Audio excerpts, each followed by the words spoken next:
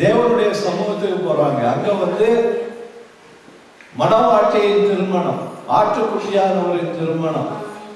திருமணம்னு சொல்லியாச்சுன்னா நமக்கு நடக்கிற மாதிரி திருமணம் இல்லை, அவரோடு ஐக்கியம், இயேசுவோடு ஐக்கியம். இவர்கள் திரும்பி உலகத்துக்கு வரப்போவதில்லை, உலகத்துக்கு மனிதர்களை போல வரப்போவதில்லை. திரும்ப வருவாங்க. எப்படி வருவாங்க? இயேசு கிறிஸ்து இரண்டாவது வருகை 7 வருஷத்துக்கு பிறகு, இந்த சம்பவத்துக்கு பிறகு எருசலேமிலே அரசாட்சி செய்ய வருவார்கள். இயேசு கிறிஸ்து 1000 year old மில்லனியல் கிங்டம் அப்படின்னு இருக்கு. மில்லனியல் கிங்டம்னா 1000 அரசாட்சி. அதை செய்யறதுக்கு இயேசு கிறிஸ்து உலகத்துல வரும் பொழுது, எருசலேமிலே ஒலிவ மலையில வந்து இறங்கும் பொழுது, சபை எடுக்கப்பட்ட சபை அவரோடு கூட ராஜாதி ராஜாக்களாக ஆசாரியர்களாக வருவார்கள். அவர் என்ன பாடியில வருவாங்க? இந்த சரீரத்தில் இல்ல, மறுரூபமாக்கப்பட்டு glorified பாடியில. They cannot come back and join to the worldly people. இது ஒரு கூட்டம். இன்னைக்கு பார்க்க போறது, இந்த கூட்டம் எடுக்கப்பட்ட பிறகு, சபை எடுக்கப்பட்ட பிறகு, இந்த 7 வருஷத்துக்கு பிறகு தேவதூதர்கள் வந்து இருக்கிற மக்களை 2 கூட்டமா பிரிக்க போவாங்க. இந்த ஜனங்கள் மறுரூபப்படுத்தப்படுவதில்லை, இயேசுவோடு சேர்ந்து உலக காரியங்களை செய்வதற்காக ஒரு கூட்டம். இந்த கூட்டத்தை தான் தேவதூதர்கள் வந்து 2 கூட்டமா பிரித்து தேவனோடு இருக்கிறவங்க மற்றவங்களை நித்திய ஆக்கினைக்கு கொண்டு போறாங்க. இந்த உபதேசம், வலையை குறித்த உபதேசம் அதை சொல்லுகிறதா இருக்கிறது. நம்ம வாசிக்கலாம் எல்லாரும் எழுதிட்டு மத்தேயு 13வது அதிகாரம் 47 இருந்து 52 வரை வாசிக்கலாம். மத்தேயு 13, Matthew 13:47 to 52. இது விடுபட்டவர்கள் இயேசு கிறிஸ்து வரும்பொழுது கூட போக முடியாதபடி விடுபட்டவங்க, ஆனால் அவருடைய 2வது வருகையிலே சேர்த்து கொள்ளப்படக்கூடியவங்க, சத்தியத்தை அறிந்தும் கீழ்ப்படியாக இருக்கிறவங்க. இந்த கூட்டம் எடுக்கப்பட்ட பிறகு தங்களை ஒப்பு கொடுத்தவங்க. எல்லாம் சேர்த்து பார்த்துக்கோங்க. எல்லாம் எடுத்தீங்கன்னா அவங்க சொல்லுங்க.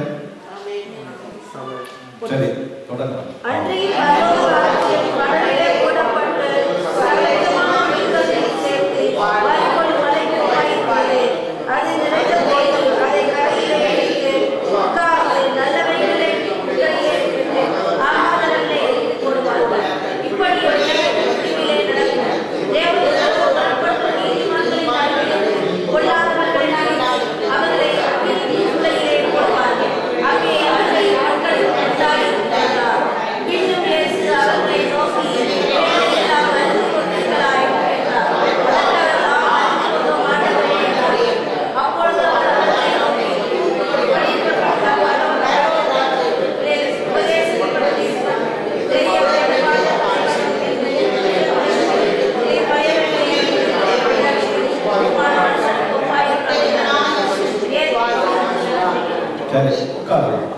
இங்க வந்து நம்ம பார்க்கிறோம், டிராகனட் வலைய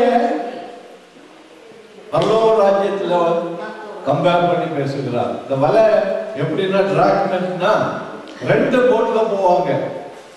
ஒரு பக்கம் வலை ஒரு போட்ல பிடிச்சிருப்பாங்க, இன்னொரு பக்கத்துல உள்ள வலையை பிடிச்சிருப்பாங்க. இந்த வலையில வந்து ஏதாவது வெயிட் போட்டு வச்சிருப்பாங்க. அப்ப வந்து கோன் ஷேப்ல அந்த போட் அப்படியே நடுவுல போயிட்டு கரையில அப்படி வரும் பொழுது இடையில வர்ற மீன்கள் எல்லாம் அதுக்குள்ள பிடிபட்டுரும். இவங்க வந்து எந்த மீன்களை பிடிக்கிறாங்கன்னு பாக்குறது இல்லை, ஆனா கரையில கொண்டு வச்சு நல்ல மீன்களை தனியா எடுத்து தன்னுடைய உபயோகத்துக்கு வச்சுக்கிட்டு உபயோகம் இல்லாததெல்லாம் தூக்கி திரும்ப போட்டுருவாங்க. அதுதான் இது ஓமையா சொல்லப்பட்டிருக்கு. கடைசி நாள்கள்ல தேவதூதர்கள் வந்து இந்த மனுஷர்களை 2ஆ பிரிக்க போறாங்க. ஏன்னா சபை எடுக்கப்பட்ட பிறகு உலகத்துல உபதேசிப்பதற்கு யாரும் இருக்க மாட்டாங்க, விடுபட்ட சபையார் இருப்பாங்க. அதாவது தேவனுடைய வசனத்தை கேட்டு கேட்டு கீழ்ப்படியாதபடி அவங்க விருப்பப்படி உலகத்துக்கு அடிமையா இருந்த ஜனங்கள் விடுபடுவாங்க. விடுபட்டுக்கிட்டு போயிட்டாங்களேன்னு சொன்ன உடனே அப்போ கண்ணு திறக்கும், கர்த்தருக்கு முதலிடம் கொடுக்கணும். ஆனா அந்த நேரத்துல அந்தி கிறிஸ்து அவங்கள கொல்றதுக்கு ஆரம்பிப்பான். அப்போ தங்களுடைய ஜீவன மரணத்துக்கு ஒப்பு கொடுத்து தேவனுக்கு உண்மையா இருக்கிற ஜனங்கள், ஒரு கூட்டம் ஜனங்கள் போய் ஒளிந்து கொள்வார்கள் என்று சொல்லப்பட்டிருக்கிறது. உலகத்தில் இருக்க முடியாது, மலைகளிலும் காடுகளிலும் என்று ஒளிந்து இருப்பாங்க. இவங்க இந்த இரண்டாவது தேவதூதர்கள் வரும்பொழுது தேவனுக்கு அந்த நேரத்துல உண்மையா இருந்ததுனால அவங்கள தேவன் பிரித்து எடுக்கிறார். இந்த கூட்டம் இயேசு கிறிஸ்து அவருடைய மகிமையான சபையோடு ஆளுகை செய்யும் பொழுது உலகத்துல ஜனங்கள் எப்படி இருப்பாங்களோ அதை போல இந்த ஜனங்கள் இருப்பாங்க. இவங்களும் ஆசீர்வதிக்கப்பட்டவங்க, ஆனா அந்த முதல் கிருபையில பங்கு பெறாத ஜனங்கள். அதனால இந்த ஜனங்கள் கூட்டத்தில் நம்ம போகாதபடி நம்ம முதலே போயிடணும். We have to go in the first rapture, because after that the life is going to be very difficult, because Antichrist will have power. கர்த்தர் அவனுக்கு வல்லமையை கொடுக்க போறார். அந்தி கிறிஸ்து 7 வருஷம் அரசாள போகிற நாட்கள் வரப்போகுது. அந்த நாட்கள்ல உண்மையா கர்த்தருக்கு யாரும் ஜீவிக்கிறாங்கன்னு சொன்னா அவன் கொண்டு போடுவான். So this is the time of grace. அந்த நேரத்துல நம்மள ஒப்பு கொடுத்து ஆண்டவர் வரும் பொழுது அவரோட போகிறதுக்கு we have to get ready. If you miss this opportunity, there is going to be a persecution. இங்கு வலை கடலிலே போட்டப்பட்டது. இதுக்கு முன்னால உள்ள பேரம்பெல்லாம் உலகத்தை குறித்து சொன்னது. உலகத்துல களைகள் வந்தது, கோதுமை மணி வந்ததுன்னு பார்த்தோம். இங்கு கடலை சொல்லப்பட்டிருக்கிறது. கடல் என்று சொல்லும் பொழுது எல்லா வித ஜனங்கள், இந்த உலகத்துல இருக்கிற எல்லா வித ஜனங்கள், people are from different races, different countries, different tribes.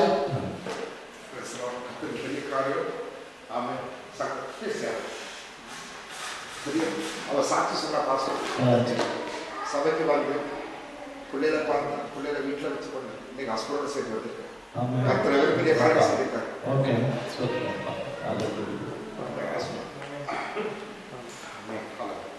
God bless you.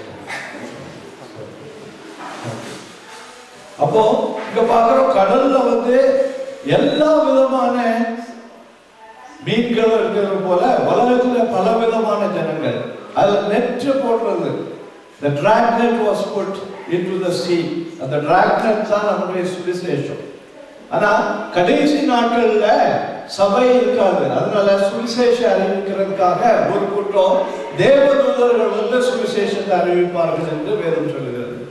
The tribulation period, only the angels will come and preach. They declare the gospel.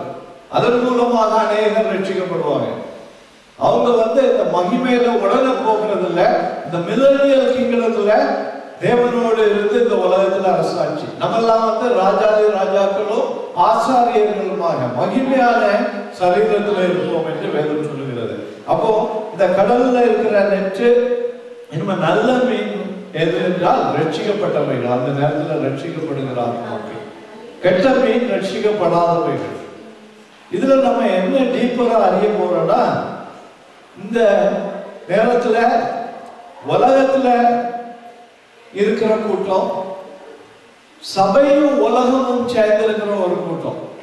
சபையில தான் இருப்பாங்க, ஆனா ஒரு காலம் எங்க இருக்கும், உலகத்துல. அதாவது இங்க வர்றதுக்கும் ஆசை, உலகத்தை கட்ட உடனே உலகத்துல போறதுக்கும் ஆசை. இங்க வர்றதுக்கும் ஆசை, அங்க கொஞ்சம் சினிமா பார்த்துட்டு கொஞ்ச நேரம் ஜாலியா இருக்கலாமே, கொஞ்சம் உலகத்தை சுத்திட்டு பார்த்துட்டு வரலாமே. இந்த ரெண்டு விதமான ஆசையிலையும் தங்களுடைய வாழ்க்கையை நடத்தி கொண்டிருக்கிற ஒரு கூட்டம். என்னோட ஆண்டவரே எனக்கு போதும், ஆண்டவர் சொல்லுகிறத செய்யறதுக்கு, ஆண்டவருடைய சித்தத்தை செய்யறதுக்கு நம்ம ஒப்பு கொடுக்கிற கூட்டம். இந்த நாள்ல நம்ம எப்படி இருக்கிறோம்? தேவனுடைய சித்தத்துக்கு ஒப்பு கொடுக்கிறவர்களா இருக்கிறோமா? அல்லது it's okay, listen to God on Sunday morning and Monday comes up to Saturday, it is my day, there is no God, whatever I desire I will do. அப்படி ஒரு கூட்டம். இன்னொரு கூட்டம் அங்கேயும் இங்கேயும் அலக்கழிச்சுட்டு அதாவது தேவனுடைய ஜனங்களை சேர்ந்த உடனே தேவனுடைய ஜனங்கள் போல இருப்பாங்க. உலகத்தில் கூட சேர்ந்த உடனே உலக ஜனங்கள் ஆயிருவாங்க. அதாவது இந்த பச்சோந்தின்னு சொல்லுவாங்க. பச்சோந்தின்னு கேள்விப்பட்டிருக்கீங்களா? அது எந்த கலர்ல போய் இருக்குதோ அதை போல அது மாறி இருக்கும். அது ஒரு கூட்டம். அப்போ இந்த கடலை குறித்து வேதம் என்ன சொல்லுகிறது நம்ம பார்க்கலாம். ஐசாயா 57வது அதிகாரம் 20வது வசனம். Isaiah 57:20. Do you follow Tamil? No, they both don't understand. Don't understand. Okay. We are going to see there are parables Jesus spoke. These parables are concerning the kingdom of God. But he used the worldly living materials so that we can understand. The disciples asked Jesus, why you are talking in parables to these people? Then Jesus is telling, there are people who really know about the kingdom of God. They understand the parable. There is another group, they don't want to understand. So they have eyes, but they cannot see. They have ears, but they cannot hear. So to separate the ungodly from the godly, God speaks through these parables. Today we are going to see a parable about a dragnet. Dragnet means kadalle poda vala. It's a vala. So we are going to read the verse from Isaiah chapter 57 verse 20.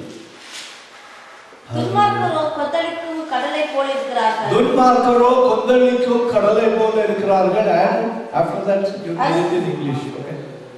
அது அமர்ந்திருக்க கூடாமல் அது ஜனங்கள் சேற்றையும் அழுக்கையும் கரையில் ஒதுக்குகிறது. The sea is like it's all mixed with all filth. So the sea cannot hold it itself. It keeps on just bringing the waves on the side. What it brings out is the filth from the sea. Can you read it in English?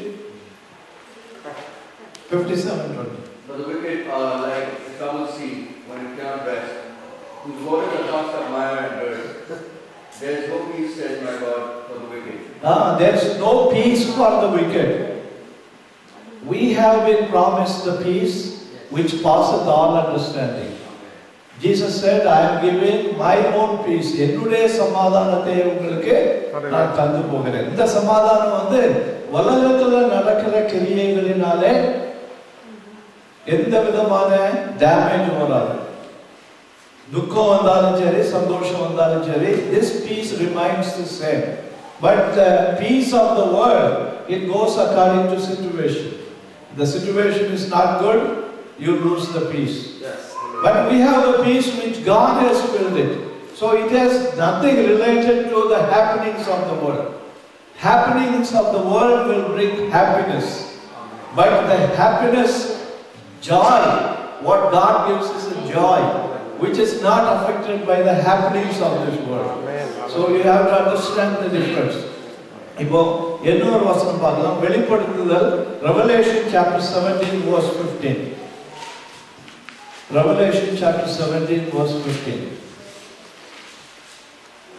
பின்னும் அவன் என்னை நோக்கி அந்த வேசிக்காரர்களுக்கிற தண்ணீர்களை கண்டாயே ஜனங்களும் கூட்டங்களும் ஜாதிகளும். So here it explains what is that water. That is the nations and the tribes and the crowd and different language speaking people.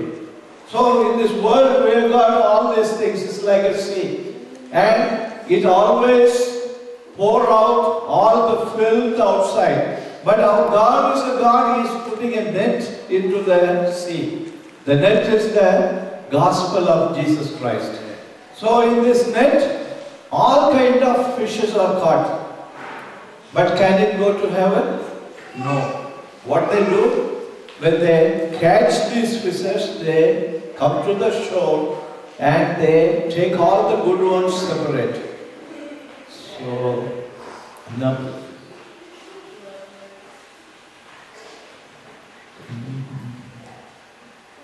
Can somebody sit with them with your Bible?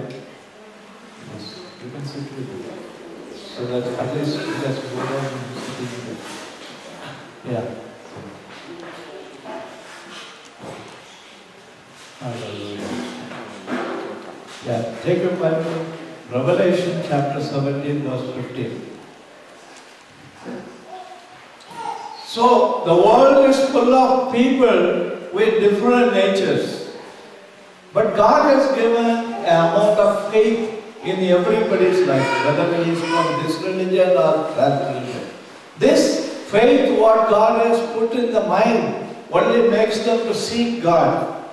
But what they do, instead of seeking God with the principle God has given, some people try to seek God by giving bribe. Instead of knowing who God is, they make their own God.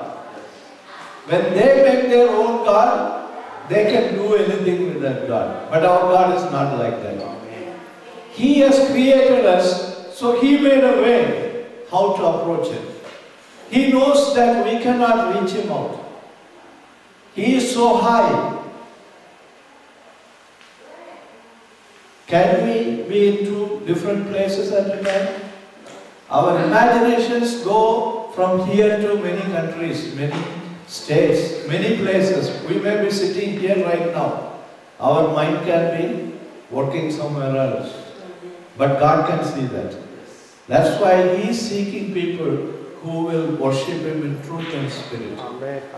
When we come into the presence of God, He likes us to think about it. Our worries, we cannot solve our worries. But when we give our worries to Him, He can solve it. That's why He said, all who are heavy laden and laboring, come unto me, I'll give you rest. So, we are here to not carry our own burdens. We are here to keep our burdens at the feet of Jesus. He says, I'll take care of it. You do what I command you to do. But some people say, you do this first, then we will do that. But the moment the problem is solved, they forget Jesus, they go back to the world. He knows that, that's why He doesn't answer immediately. They cry one day, oh, we lost everything. If God is going to do favor like us, He does immediately, next day they are not saved. So God knows how to take them. He doesn't answer immediately, He will prepare us. So let us say, எப்படி நாம் நல்லவைகளும் கெட்டவர்களுமாய் இருக்கிறத எப்படி தெரிந்து கொள்ளலாம்?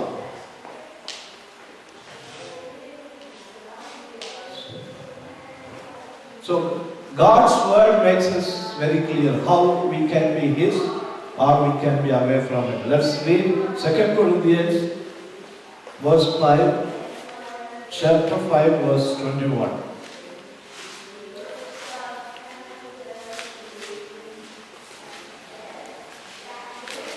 நாம் அவர்களுக்குள் தேவனுடைய நீதியுமாகும்படிக்கு பாவம் அறியாத அவரை நமக்காக பாவமாக்கினார். That's how God separates His people.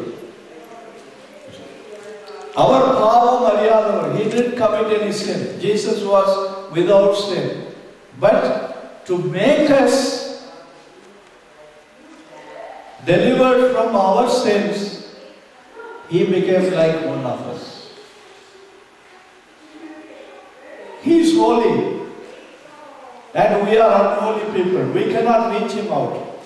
So what He did, He left all His holiness and everything in heaven, came down emptying Himself and became like one of us, but still without sin.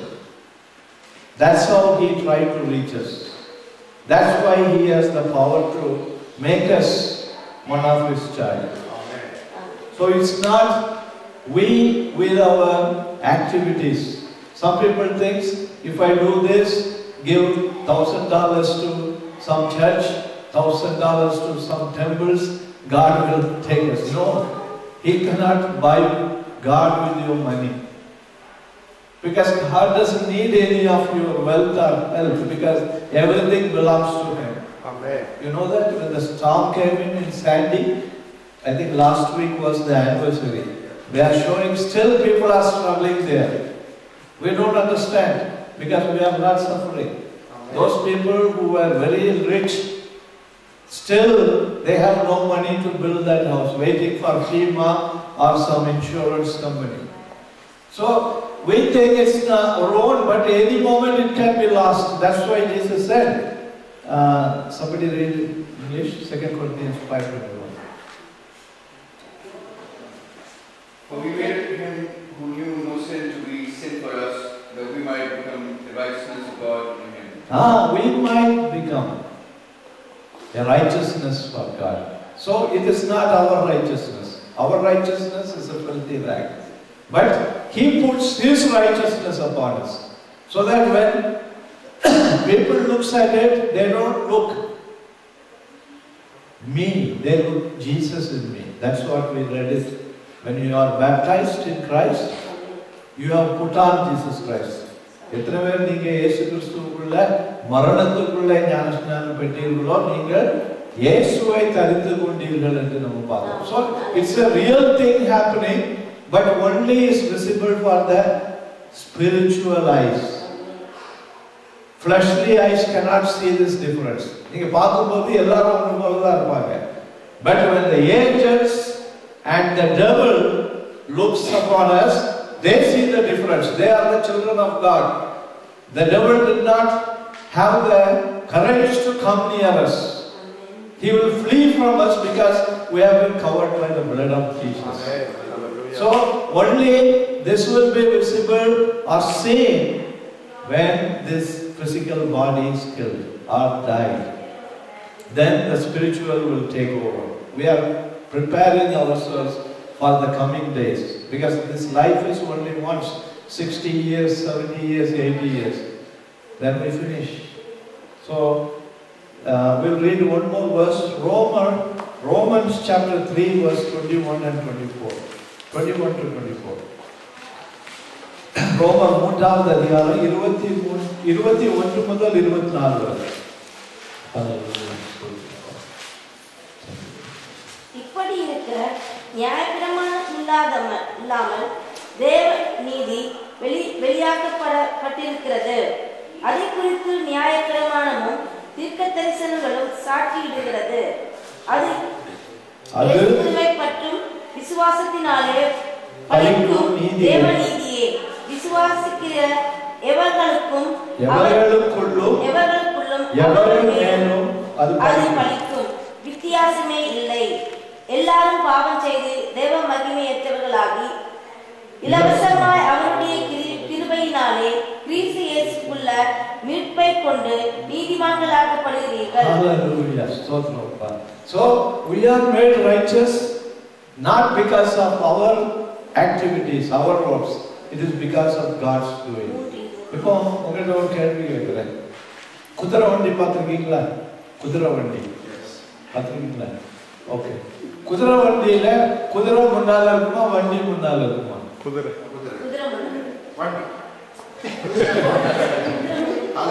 குதிரை தான் முன்னால போகணும். அப்போ வண்டியை முன்னால போட்டுட்டு குதிரையை பின்னால போட்டீங்கன்னா வண்டி போகுமா?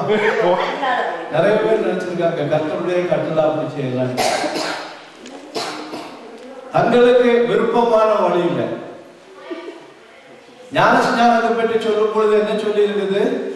மனம் திரும்பி பாவங்களை அறிக்கை செய்து அவைகளை சிலுவையிலே இயேசு கிறிஸ்து சுமந்தார் என்று விசுவாசித்து மரணத்துக்கு இறக்குறது தான் ஞானஸ்நானம். சொல்லிட்டு இருக்காங்க, நாங்க சின்ன பிள்ளைல எடுத்தோம். அது குதிரைய எங்க போடுறது? சின்ன பிள்ளைகள் மனம் திரும்புமா? கேளுங்க, வித்யா மனம் திரும்புவாங்களா? கொஞ்சம் சொல்லி கொடுங்க. நீங்க we fool ourselves. என்ன ஒரு தியரி என்னன்னா, Bible says everybody is born in sin. That is true. Because your mother has conceived you in sin. அப்போ பிள்ளைகள் பிறக்கும் போது பாவத்துல பிறந்தாங்கன்றது. That is also true. ஆனா பைபிள் சொல்றது சிறு பிள்ளைகள் என்னிடத்தில் வர தடை பண்ணாதீர்கள், அப்படிப்பட்டவர்களுடையது பரலோக ராஜ்யம். அப்போ ஏற்கனவே ஆண்டவர் அவங்களுக்கு எக்ஸம்ஷன் கொடுத்துட்டாரு. இது ஒரு கூட்ட ஜனங்கள் வந்து ஒரு சின்ன பிள்ளைகள் பிறக்கும் போது பாவத்துல பிறந்திருக்கிற அதுகளை வந்து தண்ணியில முக்கு, அது தண்ணியை தொழிச்சு ஞானம் இவங்க விடுதலை பெற்றுட்டாங்க. Bible doesn't teach that. Jesus எத்தனை வருஷத்துல போய் ஞானஸ்நானம் எடுத்தாரு? அவர் ஊழியம் தொடங்கும் பொழுது போயிருக்காரு. அவர் சின்ன பிள்ளைல சபையை கொண்டு போனாங்களா? கொண்டு போனாங்க. 8வது நாள் விருத்த சேதனத்து இதுக்கு கொண்டு போனாங்க.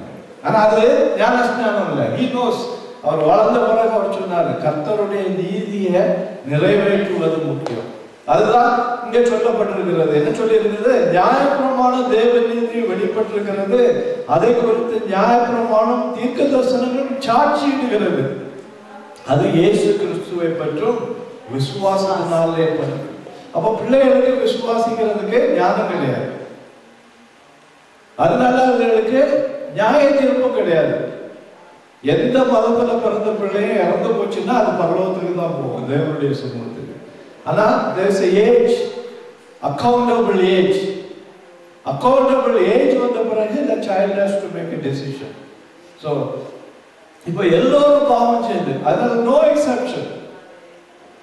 அது ராஜாவா இருந்தாலும் சரிதான், மந்திரியா இருந்தாலும் சரிதான், no exception. Everybody has to repent for their sin because we all commit sin.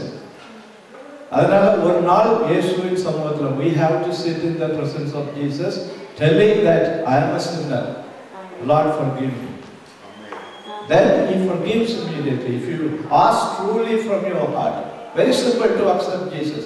You don't need to spend money, you don't need to go to the mountains, you don't go to the pilgrimage to places where they are telling, oh அங்க போனா mother மேரிக்கு கையில இருந்து ரத்தம் வடியுது, அதனால அங்க போய் அந்த இதை தொடரணும், அல்லது இதுதான் வந்து இயேசு கிறிஸ்துவினுடைய சரீரத்துல இருந்த துணி,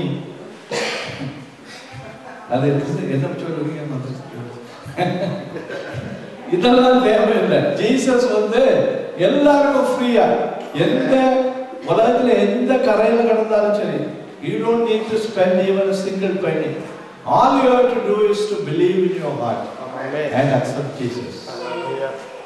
அதனால யாருனாலும் இயேசுவை ஏற்றுக்கிறதுக்கு எந்த தடையும் கிடையாது. இப்போ நம்ம தொடர்ந்து வாசிப்போம். மத்தேயு 26:33, Matthew 26:33.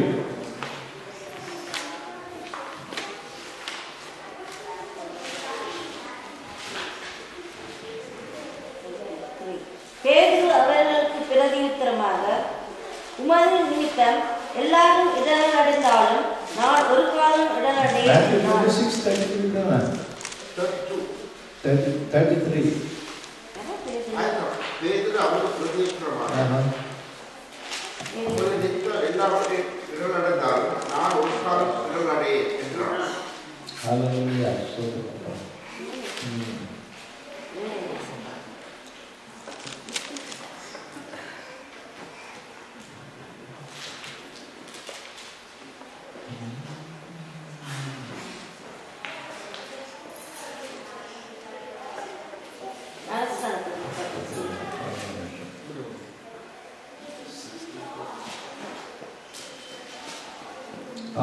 25:33.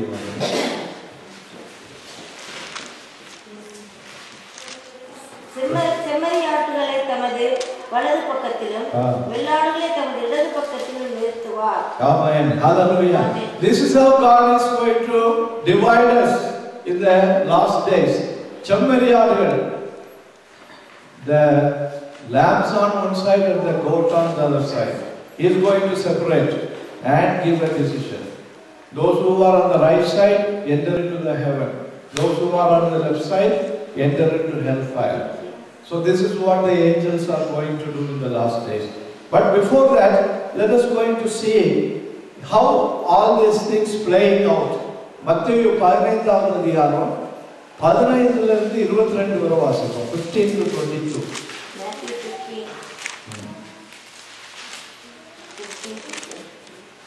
அப்பொழுது பேதுரு அவரை நோக்கி, இந்த உவமை உங்களுக்கு வெளிப்படுத்த வேண்டும் என்றார்.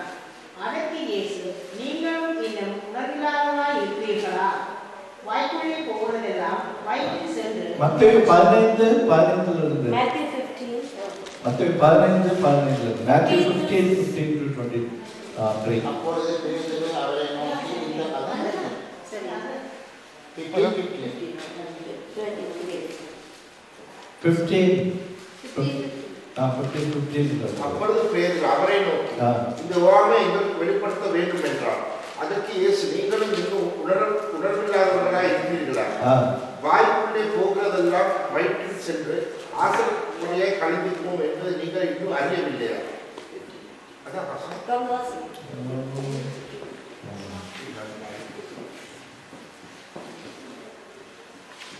16.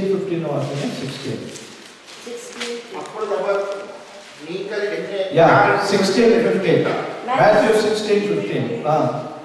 அப்பொழுது அவர் நீங்கள் என்ன சொல்லுகிறீர்கள் என்று கேட்டார். அப்போ this is a question God is asking. What do you say about me? வாசிங்க சொல்லுங்க. சீமோன் பேதுரு பிரதியுத்தரமாக, நீர் ஜீவனுள்ள தேவனுடைய குமாரனாய் கிறிஸ்து என்றார். நீர் ஜீவனுள்ள தேவனுடைய கர்த்தராகிய கிறிஸ்து என்று சொல்றார். ஆனா இதுக்கு முந்தைய ஒரு கூட்டம் இருந்தது. சிலர் சொன்னாங்க நீங்க பேதுருவா இருக்கலாம், நீங்க பழைய தீர்க்கதரிசிகள ஒருவரா இருக்கலாம். ஆனா கரெக்டா சொன்னானா? ஆமென். ஆமென். அப்ப சில நேரங்கள்ல நம்ம கரெக்டா சொல்றோம்.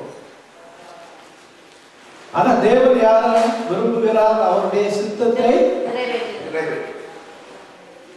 Who will fulfill his desire or his will. God is making us to fulfill his will in our life, not our will, because our will is not perfect. இன்னைக்கு நல்லா தோணும், நாளைக்கு அது வேண்டாம்னு சொல்லுவோம்.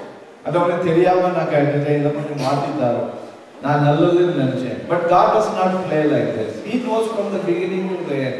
இங்க இவன் கரெக்டா சொல்றான், நீ தேவனுடைய கிறிஸ்து ஆகிய இயேசு கிறிஸ்து. ஆனா அவன் தொடர்ந்து சொல்லிட்டு இருந்தானா? இல்ல. நம்மகிட்ட அதான் ப்ராப்ளம். ஒரு நாள் அவனை கிறிஸ்துன்னு சொல்லுவோம், அடுத்த நாள் நான் தான் கிறிஸ்து. ஏன்னா எனக்கு வெளிதான் நடக்கணும், எனக்கு இதுதான் வேணும், நீர் அதை தரணும். அப்படித்தான் ஜெபிக்கிறோம். நம்ம கர்த்தர் வேண்டான்னு சொன்னாலும் விடுறது இல்லை, அவர் தரலன்னா நம்ம வழியை பார்த்து செய்யறது. வாசிங்க, தொடர்ந்து வாசிங்க. இயேசு அவனை நோக்கி, யோவானின் குமாரனாகிய சீமோனே, நீ பாக்கியவான், மாம்சமும் இரத்தமும் இதை உனக்கு வெளிப்படுத்தவில்லை, பரலோகத்தில் என் பிதா இதை உனக்கு வெளிப்படுத்தினார். மேலும் நான் உனக்கு சொல்லுகிறேன், நீ பேதுருவாய் இருக்கிறாய், இந்த கல்லின் மேல் என் சபையை கட்டுவேன், பாதாளத்தின் வாசல்கள் இதை மேற்கொள்வதில்லை. பரலோக ராஜ்யத்தின் திறவுகோல்களை நான் உனக்கு தருவேன். பரலோகத்தில் நீ கட்டுகிறது எதுவோ அது பூலோகத்திலும் கட்டப்படும், பூலோகத்தில் நீ கட்டவிழ்கிறது எதுவோ அது பரலோகத்திலும் கட்டவிழ்க்கப்படும் என்றார். அப்பொழுது தாம் கிறிஸ்துவாகிய இயேசு என்று ஒருவருக்கும் சொல்லாதபடிக்கு தம்முடைய சீஷர்களுக்கு கட்டளையிட்டார். இது முதல் இயேசு தாம் எருசலேமுக்கு போய் மூப்பராலும் பிரதான ஆசாரியர்களாலும் வேதபாரகர்களாலும் பல பாடுகள் பட்டு கொலையுண்டு 3ஆம் நாள் எழுந்திருக்க வேண்டும் என்பதை தம்முடைய சீஷர்களுக்கு சொல்ல தொடங்கினார். இப்போ சீஷர்களுக்கு என்ன சொல்ல தொடங்கினார்? பிதாவின் சித்தத்தை சொல்ல தொடங்குகிறார். நான் பாடுபடணும், இந்த உலகத்துல நான் அடிக்கப்படணும் எல்லாம். இப்போ பேதுரு உடனே எழுப்பி நிற்கிறார், நாங்க அதெல்லாம் விட மாட்டோம். நம்முடைய விருப்பத்தை செய்யறதுக்காக ஆண்டவர் நம்ம ஆயத்தப்படுத்தல, அவருடைய சித்தத்துக்காக. இப்ப இயேசு கிறிஸ்து அவருடைய சித்தத்தை வெளிப்படுத்துகிறார். உடனே பேதுரு என்ன சொல்லுகிறான் பாருங்க. அப்பொழுது பேதுரு அவரை தனியே அழைத்து கொண்டு போய், ஆண்டவரே, இது உமக்கு நேரிடக்கூடாதே, இது உமக்கு சம்பவிப்பதில்லை என்று அவரை கடிந்து கொள்ள சும்மா சொல்லல, அவரை கொண்டு போய் கடிந்து கொள்ள, ஆண்டவரை கடிந்து கொள்ளுகிறது, ஆண்டவரை சரிப்படுத்துறது. ஆண்டவருக்கு பிளான் தெரியாததுனால ஆண்டவர்கிட்ட சொல்லி கொடுக்கிறது. ஆண்டவரை இதை இப்படி செய்யணும், இதை இப்படி செய்யணும், ஆண்டவருக்கு இன்ஸ்ட்ரக்ஷன் கொடுக்கிறது. எத்தனை பேர் அப்படின்னு ஜெபிக்கிறீங்க நீங்க? ஆண்டவருக்கு தெரியாதா? எனக்கு அது அப்படிதான் நீ செய்யணும். We are not here to give instruction to God. He knows. எதுக்கு கர்த்தருடைய சமூகத்துக்கு வர முடியல? அது எனக்கு ஒரு இது உண்டாக்குறது யாரு? We can do 100 things in this world to avoid coming to the presence of God. Everything seems to be very important. But is it necessary? We don't know. நான் என்னுடைய லைஃப்ல நடந்த ஒரு ரியல் இது சொல்றேன். அதாவது ரொம்ப நாள் இது சொல்லணும்னு நினைச்சேன், but today I am compelled. I joined American Embassy Library, but I don't have a library science. I am a graduate, so I joined. There was an offer. If I have to take the library science course, then I can go up in the library officer's promotion. Already I have a job. I am doing it. So that time only I got saved. So this offer, you do your library course. Now if I have to do library course, what I have to spare? I am working. I have to spare my evening. I got saved. I started serving the Lord. Evening I go for meeting, preaching with others. So now this temptation came in. If I become a librarian, I get promotion in my job. So now I have to make a decision. What is more important for me? Because earlier I was not saved. For me, what is important? My position. Now I got saved.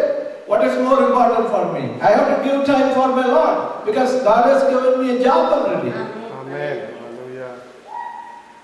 So I thought about it. I sat in the presence of God. I decided not to go for my library science. Why I am telling? See, Peter, he wants to call Lord, Lord, Lord. When he says there is trouble comes in, he says, I will not let you go into this trouble. But Jesus is telling, for that only I came from heaven to earth to give my life on the cross. It's not the people who sent him, Jesus, to the cross. He volunteered himself to go and die so that we will have salvation. You understand? Amen. Hallelujah. Before knowing Jesus, we can do anything. But after knowing Jesus, our preference should be how I can give my Lord the time which is needed. There are some people who left everything and went behind Jesus. But Jesus doesn't say, if you are working, it's good. But don't die yourself in the work. It's not going to carry you. The moment you die, this work is not going to stand with you. Your education is not going to stand with you. So, இங்க வாசிக்கிறோம், அடுத்த வாசிக்க 23வது வசனத்தை பாருங்க. What is it? இயேசுவோ திரும்பி பார்த்து எனக்கு பின்னாலே போ சாத்தானே. அவன் என்ன ஏதாவது சொன்னானா? தவறா ஏதாவது சொன்னானா? பேதுரு என்ன சொன்னா? 22வது வசனத்தை வாசிங்க. அப்பொழுது பேதுரு அவரை தனியே அழைத்துக் கொண்டு போய், ஆண்டவரே, இது உமக்கு நேரிடக்கூடாதே. ஜீசஸ் சொல்லியாரு, நான் சிலுவையில போகணும்னு சொல்லி அவன் போகக்கூடாதுன்னு சொல்றான். Is it anything wrong? Is it appearing to be double saying that? உலக ஞானத்துல பாத்தீங்கன்னா Pedro is doing a good thing. இயேசுவே உம்மை சிலுவையில போக விட மாட்டேன். It's a good thing or bad thing? Bad thing. Bad thing. Good thing. नहीं, உலக பிரகாரமா பாருங்க. It's a good thing. சிலுவையில ஆண்டவர் நீ போக கூடாதுன்னு சொல்லி. ஆனா ஆவிக்குரிய கண்ணு இருந்ததுன்னா that's the plan of God. So how is our decision made? நம்முடைய முடிவுகள் எப்படி இருக்குது? தேவனுடைய சமூகத்தில் அமர்ந்து கேட்கணுமா அல்லது இம்மீடியட்டா இது எனக்கு நல்லது, நான் 8 மணி நேரம் கூட வேலை செய்தேன்னா என்ன ஒரு டாலர் கிடைக்கும், உலகத்தில் இருக்க வர நல்லதுதான். ஆனா கர்த்தருக்கு சமயம் கொடுக்கறத அதை தடை பண்ணுதான். That should be your question. ஞாயிற்றுக்கிழமை ஒரு மணி நேரம் வந்து இருந்த உடனே எல்லாம் முடிஞ்சிடாது. Your life has to change. For that you have to take trouble. அதான் கல்லுங்கிறது திரும்ப திரும்ப அதான் நான் கேட்பேன். You have to settle down with that. What is stone? விதை விதைக்கிறவன் கல்லுல கொண்டு விதைச்சான். கல் என்னது? சொல்லுங்க, தைரியமா சொல்லுங்க, எல்லாம் பேசப்படும். வசனத்தினாலே வருகிற இடர்கள், வசனத்தினாலே வருகிற இடர்கள் இந்த இடர்கள் தான். So you have to remove that. You have to take it joyfully. ஆண்டவரே, இந்த நஷ்டத்தை நான் சந்தோஷமா பார்த்து சொன்னாரு. இயேசு கிறிஸ்துவை நான் இன்னும் அறிந்து கொள்ள உலகத்தில் எதெல்லாம் லாபமாக எண்ணினோ எல்லாவற்றையும் நஷ்டமாக விட்டுவிட்டேன். We have to decide. சரி, இவன் இப்போ பிசாசு மூலமா பேசுகிறான், தெளிவாயிட்டு. ஆவியானவர் மூலமா இல்லை. இயேசு கிறிஸ்து உடனே அடையாளம் கண்டுட்டார். நமக்கு கொஞ்சம் பயமா இருக்கும். அப்பா இருக்கும் பிசாசு அவன் என்ன நினைப்பான்? கர்த்தருக்கு வந்து சந்தேகமே கிடையாது. அவருடைய இருதயத்துல இப்போ பிசாசு கிரியை செய்கிறான். அப்பா இருக்கும் சாத்தானே, அவனுக்கு அப்போ கண்ணு திறக்கப்பட்டிருக்கும். அதனால இந்த நாட்கள்ல கர்த்தருக்குள்ள வந்த பிறகு நம்முடைய டைமை தேவனுக்கு கொடுக்காதபடி என்னது தடை பண்ணுதோ அதை என்ன செய்யணும்? அது எதுவா இருக்கலாம், என்னதான் இருந்தாலும் சரிதான். Hallelujah. So, are you ready? Yes. Hallelujah. Are you ready to say? Amen. Hallelujah. This is what God is. Okay. Amen. இன்னொரு வசனம் வாசிங்க. Matthew chapter 7, 21 to 22. Matthew chapter 7, 21 to 22. பரலோகத்தில் இருக்கிற எல்லாரும் எழுப்பி நில்லுங்க. இந்த வசனம் கண்டிப்பா வாசிங்க, எழுப்பி நில்லுங்க. Matthew chapter 7, 21 and 22. Please read this verse. Matthew 7, 21 and 22. எல்லாரும் எழுப்பி நின்று வாசிங்க. ஒரு வாரம் எல்லாரும் எழுப்பி.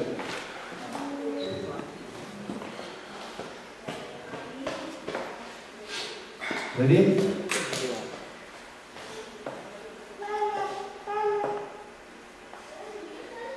No.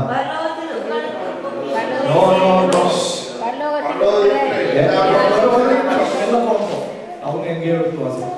மத்தேயு 7வது அதிகாரம் 21, 22. எல்லாரும் எடுத்துட்டீங்களா? ஆமென். ஓகே, 1 2 3.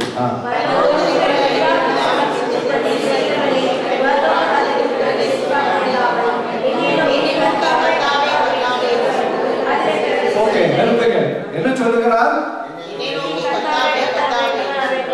பிரயோஜனமே கிடையாது. கர்த்தாவே, ஆண்டவரே, இதுதான் அதுதான் எனக்கு ஆவியை ஊற்றும் நீங்க கேட்கறதுனால எந்த பிரயோஜனமும் கிடையாது. எப்போ? அவருடைய சித்தத்தை செய்யணும். ஆமென். First thing is needed is to do His will. தொடர்ந்து வாசிங்க.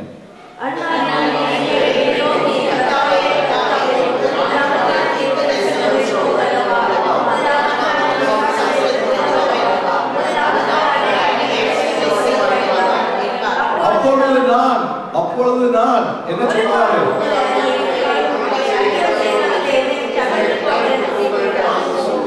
சரி, என்ன நின்றுகிட்டு 16 இருந்து 20 வரை வாசிங்க. 16 to 20. You have to write all these things in your heart. Hallelujah. 16.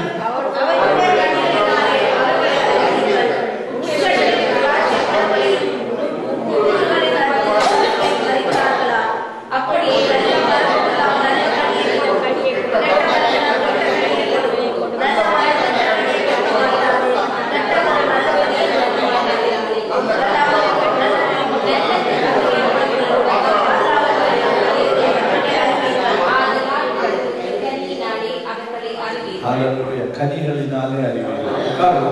எது கனி? அவருடைய சித்தத்தை செய்வது. நம்முடைய சித்தத்தை செய்துட்டு அவருடைய நாமத்தை எடுத்து ஒரு பிரயோஜனமும் கிடையாது. அது அப்படி இருந்ததுன்னா ரொம்ப வசதியா போச்சு. செய்யறதெல்லாம் செய்துக்கிட்டு ஆண்டவரை சொல்லிட்டு இருந்துட்டோம்னா ரொம்ப ஈஸி. அவருடைய சித்தத்தை செய்யறது வந்து மிகவும் கடினம். But God expects that. When you do that, your heart will cry out to God, not your mouth. கர்த்தர் இருதயத்தின் சத்தத்தை பார்க்க விரும்புகிறார். Hallelujah.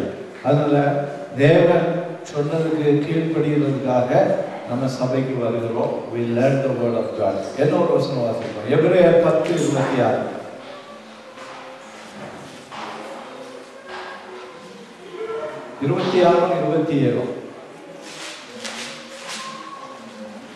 Hebrews 10:26 and 27.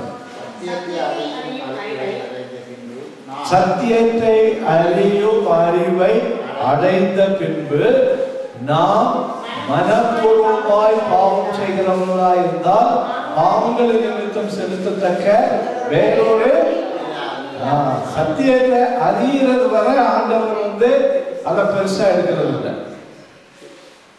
சத்தியத்தை அறிந்த பிறகு மனப்பூர்வமாய் கீழ்ப்படியாம இருந்தோம்னா தேவ கோபாக்கினே நம்ம மேல வரணும் சொல்லப்பட்டிருக்கிறது.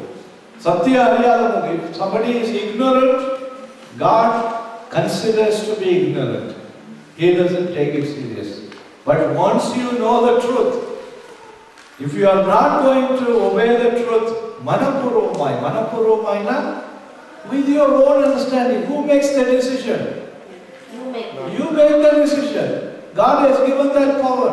So willfully, if you go and disobey God, then what? Well, the archangel, the judgment will come. 27வது வசனத்தை வாசிங்க. 27. நியாய தீர்ப்பு வரும் என்று பயத்தோடு எதிர்பார்க்குதலும் விரோதிகளை பட்சிக்கும் கோபாக்கினையுமே இருக்கும். அப்போ it's a determined disobedience, not by chance, occasionally. You determine in your heart, you know the truth, but you decided to disobey and come to call, Lord, Lord, I am your child. God is telling you are not my child, you are not obeying me. So God is universal. He is omnipotent, omnipresent, omniscient.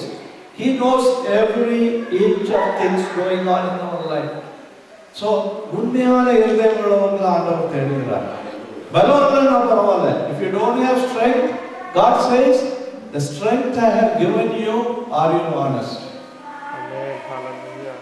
பெரிய சக்தி வேணும்னு அவசியம் இல்லை. Whatever the power God has given, in that are you honest? அதனாலதான் சொன்னாரு, ஒரு disciple ஆண்டவர் சொன்னார், என்னுடைய விசுவாசத்தை பெருக்கும்.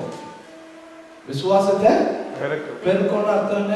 கூட்டி கொடுக்கும். எத்தனை பேர் அப்படி ஜெபிக்கிறீங்க? எத்தனை பேர் ஜெபிக்கிறீங்க?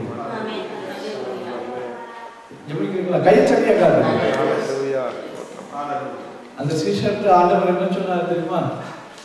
கடுகளவு விசுவாசம் இருந்தா இந்த மலையை பார்த்து நீ ஓடணும். ஆண்டவர் விசுவாசத்தை கூட்டி கொடுக்கன்னு சொல்லுவாங்க. இருக்கிற விசுவாசம் உண்மையான விசுவாசமா கொடுக்கப்பட்ட பலத்துல அதான் தேவன் எதிர்பார்க்க. அந்த சபையை தான் ஆண்டவர் எடுக்க போகிறார். பாப்போம். வெளிப்படுத்துவது 3வது அதிகாரம் இருக்கு.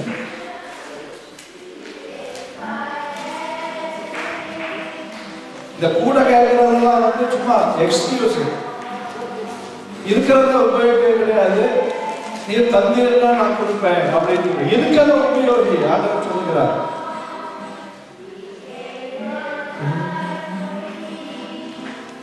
மூன்றாவது அதிகாரம் 8வது வசனம். Revelation chapter 3 verse 8.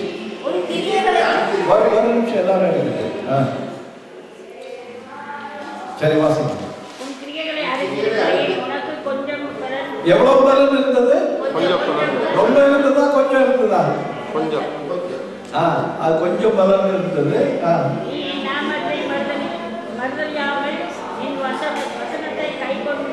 உனக்கு கொஞ்சம் தான் பலன் இருந்தது. ஆனா நீ என்ன செய்யல? மறந்து இல்லையாம கை கொண்டு. இவ்வளவுதான் ஆண்டவர் கேட்கிறாரு. எனக்கு ரொம்ப பலன் தரம், நான் போய் கை வச்சு ஜெபம் பண்ணிட்டு ஹீலிங் ஆகணும், ரொம்ப பலன் பண்ண நான் தீர்க்க தரிசனம் சொல்லணும், இதெல்லாம் ஆண்டவர் நீங்க கொஞ்சம் கொடுத்திருக்கல, அதெல்லாம் உண்மையா இருந்தா கூட்டி கொடுப்பேன்னு சொல்றாரு. உண்மை இல்லாதபடி நீங்க 1000 ஜெபம் செய்தாலும் ஒரு பிரயோஜனம் கிடையாது. அதான் சொன்னார், ஆண்டவரே ஆண்டவரே ஆண்டவரே சொல்லிட்டு வெளியே தான் நிக்கணும். கொடுக்கப்பட்ட பலத்துல உண்மையா இருக்கிறதுக்கு உங்களை ஒப்பு கொடுங்க. given strength, whatever strength God has given, try to obey him, then he will lift you up. That is his business. கொஞ்சத்துல நீ உண்மையா இருந்தா உடனே பெருசுக்கு அதிகாரியாக வேண்டியது ஆண்டவர். அது அவருடைய பிசினஸ். இதை ஹேண்டில் பண்ணிட்டீங்கன்னா அதுக்கு பிறகு உனக்கு கொஞ்சம் பெரிய ரெஸ்பான்சிபிலிட்டி கொடுப்பாரு. அதுக்கு பிறகு கொஞ்சம் பெரிய ரெஸ்பான்சிபிலிட்டி கொடுப்பாரு. நீ இதே சரியா செய்யாம நீ பெருசா கொண்டு இருந்தோ நான் செய்வேன்னு சொல்லியாச்சுன்னா அவர் சொல்றாரு, you will not do it. But I given you, நீ சர்ச்சுக்கு 8 மணிக்கு சர்வீஸுக்கு வான்னு சொன்னதை உன்னால நிறைவேற்ற முடியல. 8 மணி நேரம் சொல்றேன், 10 மணிக்கு இந்த சின்ன ரெஸ்பான்சிபிலிட்டி உனக்கு செய்ய முடியலையே. நீ எனக்கு அதை செய்யணும், அதை செய்வேன், இதை செய்வேன்னு சொன்னா உனக்கு கையில எப்படி நான் தருவேன் ரெஸ்பான்சிபிலிட்டியை?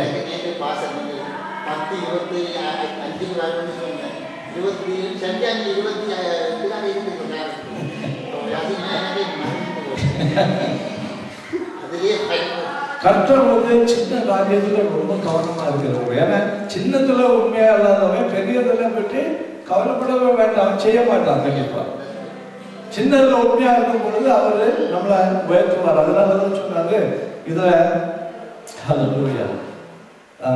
10:22 வாசிங்க. எபிரேயர் 10:22. Hebrews chapter 10 verse 22.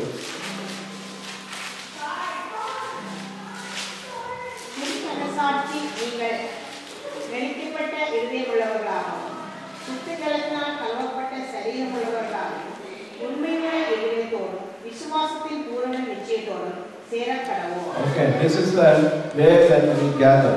Now, கர்த்தர் எல்லாவற்றையும் அறிந்திருக்கிறார். இதை வந்து நீங்க இருதயத்துல வச்சீங்கன்னா ஒரு நாளும் ஆண்டவர்கிட்ட துணிய மாட்டீங்க. போய் சொல்றது இல்லாததை இருக்கிறது போல காட்ட மாட்டீங்க. அதனாலதான் ஹிப்போக்ரைட்ஸ் பரிசேயர் சொன்னாரு, இல்லாததை இருக்கிறது போல காட்டுங்க. பரிசுத்தம் கிடையாது, பரிசுத்தவான் போல வந்து நடிக்கிறது. அப்போஸ்தலர் 15:18 வாசிங்க.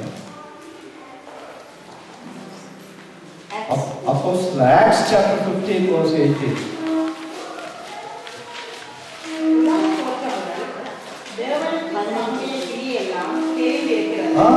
உலக தோற்றம் முதல் தேவனுக்கு நம்முடைய கிரியைகள் எல்லாம் தெரிஞ்சிருக்குது. அதனால அவர்கிட்ட போய் யாரும் ரெக்கமெண்டேஷனுக்கு போக வேண்டிய அவசியம் இல்லை. சிலர் வந்து பாஸ்டர் ரெக்கமெண்டேஷனுக்கு கர்த்தர் கொண்டு போறது. பாஸ்டர் நீங்க வாங்க வந்து என்னோட ரெக்கமெண்ட் பண்ணுங்க. பாஸ்டர் ரெக்கமெண்ட் பண்ண போனாருன்னா அந்த பாஸ்டர் எனக்கு இருக்குவார். முதல்ல நான் பார்க்கணும். கர்த்தருக்கு யாருடைய ரெக்கமெண்டேஷனும் தேவையில்லை. பிகாஸ் உலக தோற்றம் முதல் அவருடைய கிரியைகள் எல்லாம் அவர் அறிந்திருக்கிறார். அதனால ஒரு நாள் நினைக்காதுங்க, நீங்க உண்மையா இருந்தீங்கன்னா நீங்க செய்யற ஒவ்வொரு ஜபமும் ஆண்டவர் கேட்டுட்டு இருக்கிறார். நீங்க ஒரு பெரிய ஒருத்தரை கூட்டிட்டு போக வேண்டிய அவசியம் இல்லை. அப்படிதான் ஏமாத்து ஊழியக்காரங்களை ஏமாத்த வச்சிருக்காங்க. ஊழியக்காரர்கள் போய் எங்களுக்கு இவங்க கீழ்படியது கிடையாது. கீழ்படியாதவங்களுக்கு ஆண்டவர் கொடுப்பாரா? அவங்களை சந்தோஷப்படுத்த இவர் 2 வசனங்கள் சொல்லுவாரு. கீழ்படிதலை பற்றி சொல்லிக் கொடுக்கிறது இல்லை. வாசிங்க இன்னும் 2 தீமோத்தேயு 2:19. 2 Timothy 2:19. 2 Timothy 2:19. 2 தீமோத்தேயு 2:19.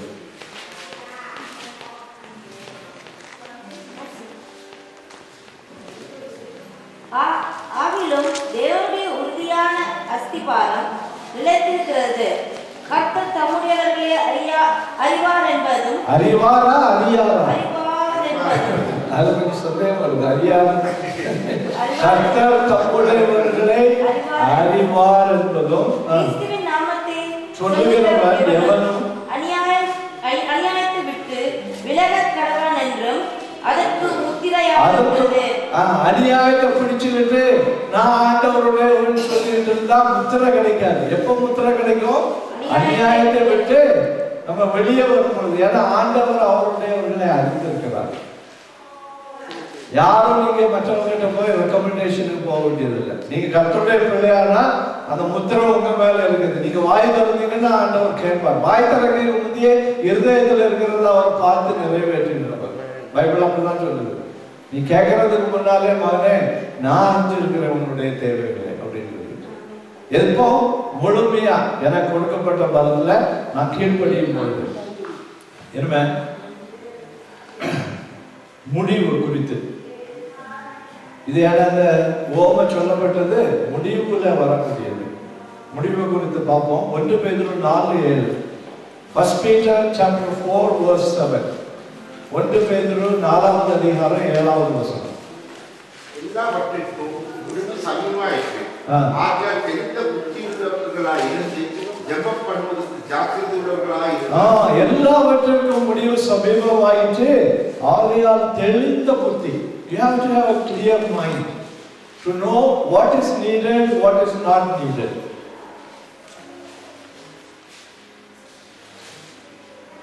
ஒரு பணக்கார மனுஷன் இருந்தான். இயேசு கிறிஸ்து ஒரு பேரபிள் சொன்னாரு. அவனுக்கு நிறைய விளைஞ்சிச்சு. நிறைய விளைஞ்ச உடனே அவன் என்ன செய்தான்? அவனுக்கு சேமிப்பு பாக்ஸ் சின்னதாயிடுச்சு. உடனே அதை இடிச்சு பெருசாக்கி என்ன சொன்னா, நான் சந்தோஷமா ஆனந்தமா இருப்பேன் சொல்லிட்டு. அப்ப வானத்துல இருந்து ஒரு சத்தம் வந்தது. என்ன? You fool, if you die tonight, whose it will be?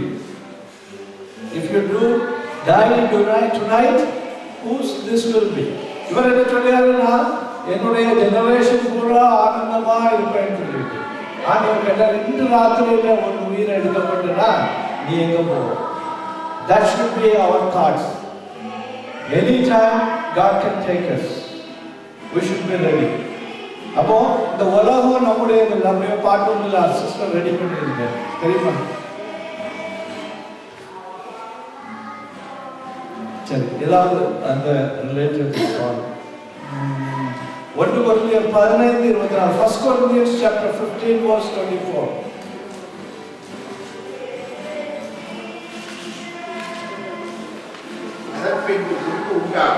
அப்பொழுது அவர் சகல குறைத்தனத்தையும் சகல அதிகாரத்தையும் வல்லமையும் பரிகரித்து தேவன் பிதாவாகிறவருக்கு ராஜ்யத்தை ஒப்புக்கொடுப்பார். இப்ப என்ன நடக்குதுன்னா, தேவன் ஆயத்தப்படுத்தின ஜனங்களை இயேசு கிறிஸ்துவின் கையின் மூலமாக ரட்சிப்பதற்கு டைம் நடந்து கொண்டிருக்கிறது. அந்த கடைசி மனுஷன் ரட்சிக்கப்பட்டுட்டானா இயேசு வந்து எல்லா விக்கெட்னஸையும் அழித்து தேவனுடைய கருத்துல எல்லாவற்றையும் ஒப்பு கொடுக்கறதுக்குரிய நடக்குது. அதான் காலம் சமீபமாகிருக்கு. Day is very near. இன்னும் கீழ்ப்படியாம ஒருவேளை தேவனுடைய லிஸ்ட்ல இருக்கலாம். தேவன் காத்து கொண்டிருக்கிறார். ஆனா டைம் will come, கர்த்தர் சொல்வார் போதும் அப்படி சொல்லியாச்சுன்னா கதவு அடைக்கப்படும். அதனால எப்போ ஆண்டவர் பேசுகிறாரோ உடனே வந்து என்ன செய்யணும்? ஒப்பு கொடுத்து தேவனுடைய கூடாரத்துக்குள்ள வந்துடும். நோவாவின் வேளையில ஆண்டவர் என்ன சொன்னாரு? உள்ள வந்தவங்க தண்ணீர்ல அழிக்கப்படுவதில்லை. தண்ணி வந்த பிறகு ஓட முடியாது. தண்ணி வர்றதுக்கு முன்னால போயிடும். அப்போ கடைசியா ஒரு வசனம் ஜெபிக்கலாம். Revelation chapter 6 verses 15 and 16. வெளிப்படுத்துதல் 6வது அதிகாரம் 15-16.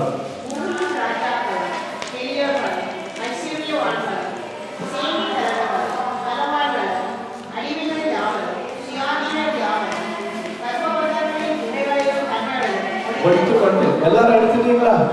வாசித்தீங்களா? யாரெல்லாம் ஒழிக்க போறா? பர்வதங்களின் பலகைகள்ல ராஜாக்கள், பெரியோர்கள், ஐஸ்வர்யவான்கள். எங்க போய் ஒழிக்க போறாங்க?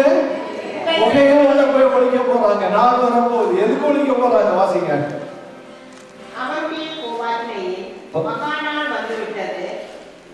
இல்ல 16வது வசனம்.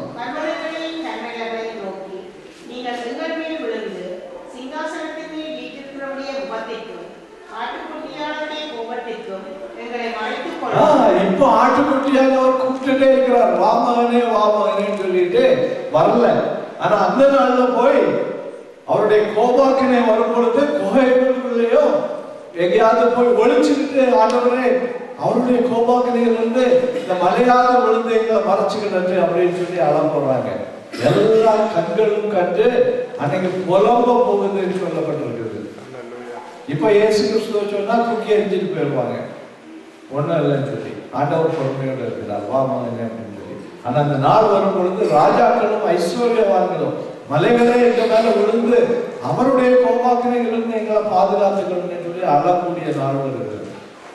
அந்த நாள்ல தான் தேவதூதர்கள் வந்து பிரிக்க போகிறார், நல்லவர்களையும் கெட்டவர்கள். ஆனா அதுக்கு முன்னால நம்ம எங்க போயிருவோம்? பரலோகத்துக்கு போயிருவோம். அதனாலதான் ஆயத்தம் உள்ளவர்களாய். சரி, இந்த நேரத்துல நம்ம ஜெபம் பண்ணுவோம். ஹல்லேலூயா, ஸ்தோத்திரம்ப்பா. இப்போ ஒரு பாட்டு படிக்கும் பொழுது தேவனுக்கு ஒப்பு கொடுத்து நம்ம ஜெபிக்கலாம். ஹல்லேலூயா, ஸ்தோத்திரம்ப்பா. ஹல்லேலூயா. Thank you God. Thank you Jesus. Hallelujah. Hallelujah. ஸ்தோத்திரம்ப்பா. Thank you. Ordinary காரியம் இல்லை. அதனாலதான் மிஷினரிமார் எல்லாவற்றையும் விட்டுட்டு போயிடுறாங்க. தங்களுக்குள்ள எல்லாவற்றையும் விட்டுவிட்டு மிஷன்ல போறதுக்கு காரணம் என்னன்னா அந்த தேவனுடைய அன்பு வந்து அவங்களை அமர்த்துகிறதுனால. அடுத்தபடியாக தெய்வீக வெளிப்பாடு கொடுக்கிற வசனம். தெய்வீக வெளிப்பாடு, டிவைனிட்டியை அறியணும்னா வசனங்கள் வாசித்தாதான் முடியும். வசனம் வாசிக்காத உலகம் நம்ம சொல்லுகிற வேலை கேட்டு சிரிக்கும், இவங்க என்ன சொல்றாங்க அப்படின்னு சொல்லி. ஆனா நமக்கு அது தெரியும், because it becomes an experience in us. வாசிங்க யோவான் 17:6. நீ உலகத்தில் தெரிந்தெடுத்து எனக்கு தந்த மனுஷருக்கு உம்முடைய நாமத்தை வெளிப்படுத்தினேன், அவர்கள் உம்முடையவர்களாய்